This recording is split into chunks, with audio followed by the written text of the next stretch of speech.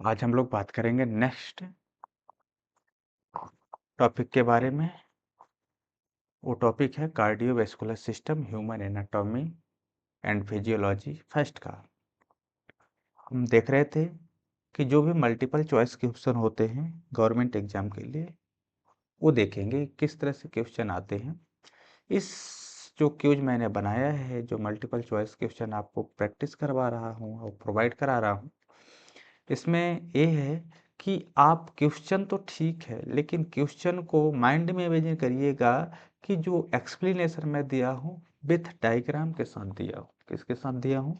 With diagram के साथ दिया हुआ है, इसलिए आपको इजीली समझ में आएगा। यदि क्वेश्चन आएगा तो याद आएगा कि यहाँ पे ये चीज़ होता है, तो आप उसको सॉल्व कर पाओगे। देखिए, पहला क्वेश्चन है, in the anatomy of the heart, which specific chamber is responsible for pumping oxygenated blood into the systematic circulation to supply body tissues? तो ये कह रहा है कि वो एनाटॉमी ऑफ हार्ट है जिसमें स्पेसिफिक चेंबर होते हैं, जैसे कि रिस्पॉन्सिबल होते हैं पंपिंग किसको, ऑक्सीजनेटेड ब्लड को, एंड सिस्टमेटिक सर्कुलेशन सप्लाई करते हैं बॉडी टिश्यू में। वो कौन सा चेंबर होता है? उसको हम बोलते हैं लेफ्ट वेंट्रिकल। क्या बोलते हैं? Left ventricle. अगला क्वेश्चन है, which heart wave is located between the right atrium and the right ventricle to prevent the backflow of blood? तो इसका करेक्ट आंसर क्या होगा? Tricuspid wave. कौन सा होगा? ट्राइकस्पिड वेव होंगे। कौन सी? ट्राइकस्पिड वेव, याद रखिएगा। जो कि यहाँ पे देखिए ट्राइकस्पिड वेव का डायग्राम भी दिख रहा है, कैसे होता है उसको आप क्या बोलते हैं? ट्राइकस्पिड वेव बोलते हैं। नेक्स्ट क्वेश्चन है हमारे पास, which of the following correctly describe the structural characteristics of arterioles या फिर एट्रियल्स? इसका करेक्ट आंसर क्या होगा? जो है thick elastic ball with narrow lumen. अगला क्वेश्चन है हमारे पास, अगला क्वेश्चन जो है वो कौन सा क्वेश्चन है? Why are capillary wall structurally unique compare to arteries and vein? यानी उस वॉल्व को स्ट्रक्चरली हमें क्या करना है? यूनिक कंपेयर करना है कि आर्टरी एंड वेन से। तो करेक्ट आंसर क्या होगा? They are one cell thick. इसमें जो सेल होते हैं वन थिक क्या होता है? थिक होता है। टू अलाउ मटेरियल एक्सचेंज करने के लिए होता है। जैसे कि आप यहाँ पे देख पा रहे होंगे, न्यूट्रिएंट्स इस साइड है, न्यूट्रिएंट्स इस साइड है, और वहाँ पे ऑक्सीजनेटेड ब्लड है और यहाँ पे ऑक्सीजन ब्लड है। देखिए अगला क्वेश्चन क्या है, generally arteries carry oxygenated blood. क्या कह रहा है कि generally arteries carry oxygenated blood, which specific artery is the exception carrying deoxygenated blood? That is a right answer, pulmonary arteries.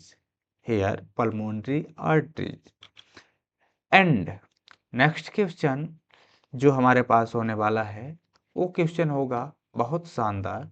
तो चलिए वेट करते हैं कि उस क्वेश्चन को कैसे करेंगे, सॉल्व क्या करेंगे। मैंने तो थोड़ा सा ये दिखाया ही है कि होता क्या है, डायग्राम के साथ एक्सप्लेन किया है, लेकिन हम बात करेंगे अगले क्वेश्चन की तरफ। हमारा अगला क्वेश्चन है, in pulmonary circulation what is the correct path of blood flow? कह रहा है कि pulmonary circulation what is the correct path of, path यानी रास्ता, ऑफ ब्लड फ्लो, कौन सा ब्लड फ्लो का सही रास्ता है?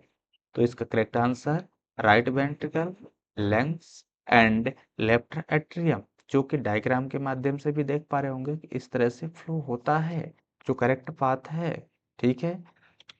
अगला, which component of the conduction system is known as the heart's is natural, या सॉरी नेचुरल पेसमेकर? क्या होता है? Natural pacemaker. That is a correct answer, SA node जिसको साइनो आर्टेरियल नोड भी कहते हैं। अगला question, what is the correct sequence of the blood conduction impulse through the heart? That is a right answer, correct sequence, Here is SA node, then AV node, then bundle of his, then Purkinje fibers. Next question.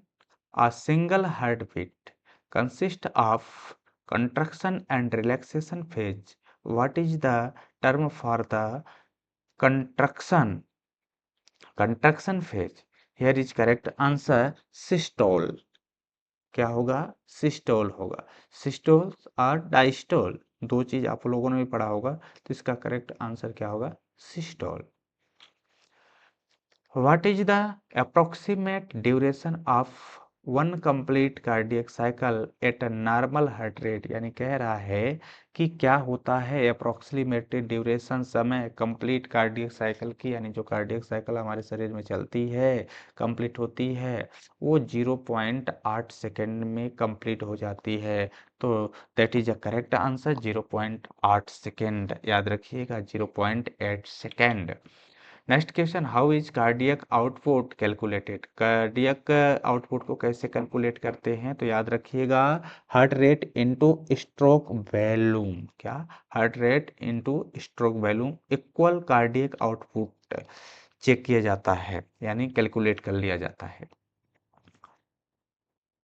लेकिन जो heart rate है, stroke volume क्या होता है, ये जानने के लिए मैंने एक नया वीडियो बनाया है, वो देखिएगा। हार्ट के बारे में डिस्क्राइब किया है, ठीक है, उसको आप अच्छे से देखिएगा तब समझ में आएगा। चलिए देखते हैं अगला क्वेश्चन।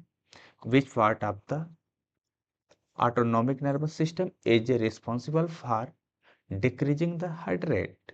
कह रहा है कि वो कौन सा पार्ट है जो कि होता है ऑटोनॉमिक नर्वस सिस्टम का, लेकिन उसमें responsible for decreasing the heart rate वही होती है।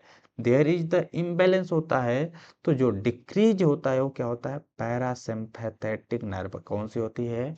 पैरासिम्पैथेटिक नर्व होती है, जो कि ब्रेन से निकलती है, और दैट इज जिसे हम वेगस नर्व भी कहते हैं। क्या कहते हैं?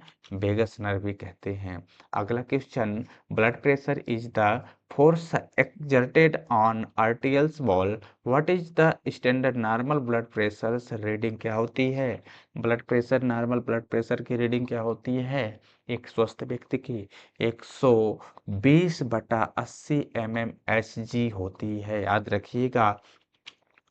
क्या याद रखेंगे कि क्या होता है? In an electrocardiogram, that means ECG, what does the P wave represented? यानी जो ईसीजी होता है उसमें जो पी वेव होता है, थोड़ा सा उठा होता है, उसको हम पी वेव बोलते हैं। किसको रिप्रेजेंट करता है? तो पी वेव याद रखिएगा आर्टियल कंट्रक्शन के लिए रिस्पॉन्सिबल होता है या फिर प्रेजेंटेड करता है। अगला क्वेश्चन है, which term describe the death of heart muscles tissue due to the blockage of a coronary arteries? There is correct answer, myocardial infarction। क्या होता है? Myocardial infarction. चलिए यहाँ तक के लिए अभी तक धन्यवाद।